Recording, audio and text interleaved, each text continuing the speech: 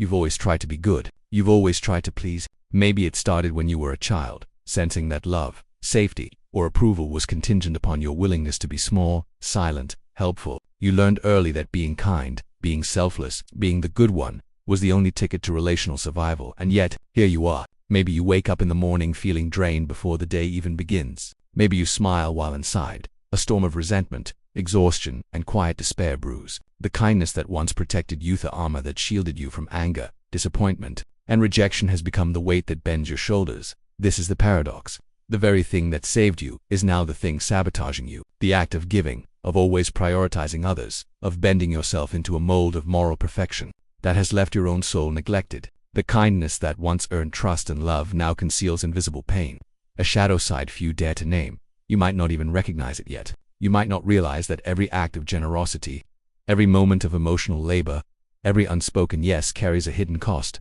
And the cost is not just fatigue, it is a subtle erosion of your moral and emotional core. The darkness of kindness is not malevolence, is sacrifice taken too far, a morality weaponized against your own vitality.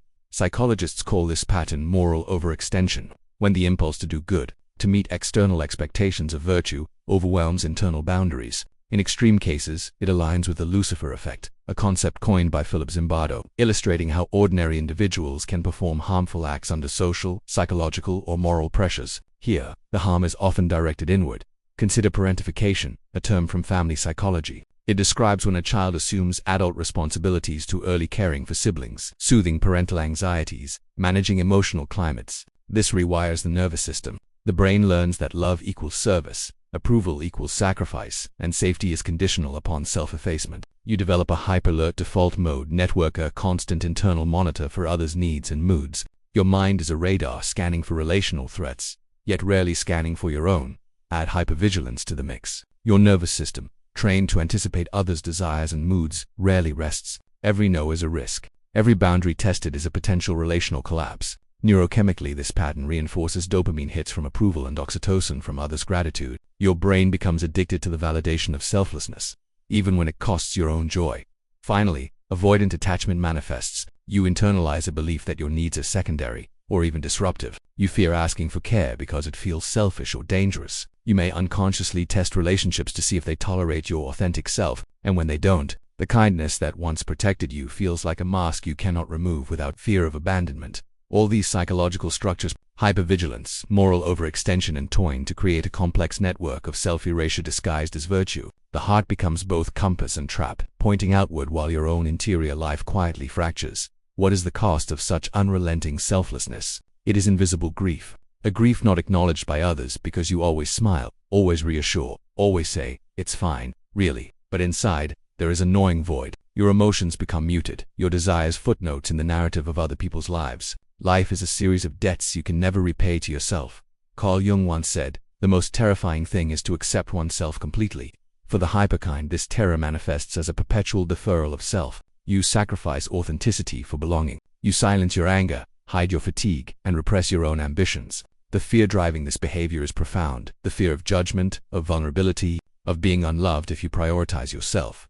Every simple life moment, the request for a favor, the need for rest, the desire to speak your truth becomes a moral calculus. Will giving be noticed? Will saying no cause pain? Will your kindness be rejected? You are trapped in an invisible ledger of moral credits and debts, forever trying to balance others' well-being at the cost of your own.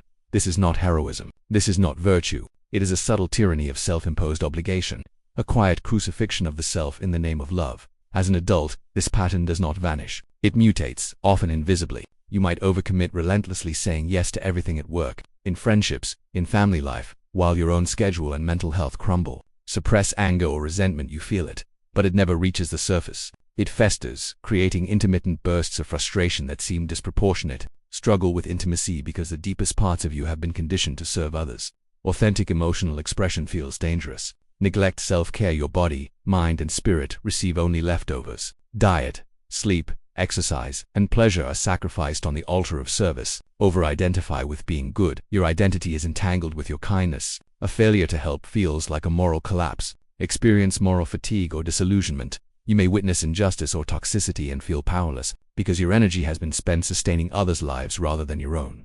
These behaviors are not intrinsic flaws. They are coping strategies, learned in early relational environments to survive, to belong, to be loved. The crucial first step toward freedom is recognizing the pattern without shame, seeing the repeated internal calculus, and acknowledging the quiet erosion of self. Only by naming this shadow can you begin to unbind yourself from its grip.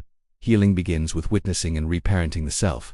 Inner child work allows you to honor the scared, eager-to-please child who learned that love required erasure. Shadow work invites you to meet the shadow of overgiving with curiosity and compassion, not judgment. Practical steps matter.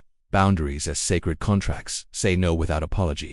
Protecting your time and energy. Selective kindness. Use generosity consciously rather than reflexively. Self-validation rituals affirm your worth independent of external gratitude. Mindful rest. Pause, breathe, and allow your nervous system to recalibrate. Philosopher Friedrich Nietzsche wrote, "He who has a why to live can bear almost anyhow." Your why is not just the well-being of others. It is your own flourishing.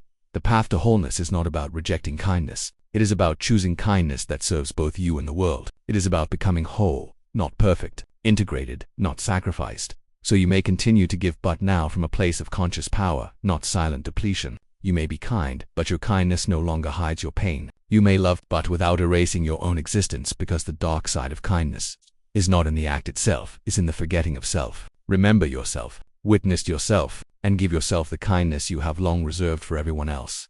Share this truth. Speak it. Let others see that the shadow of virtue can be illuminated. Subscribe, follow, and remember, the goal is not to be fixed but to be whole.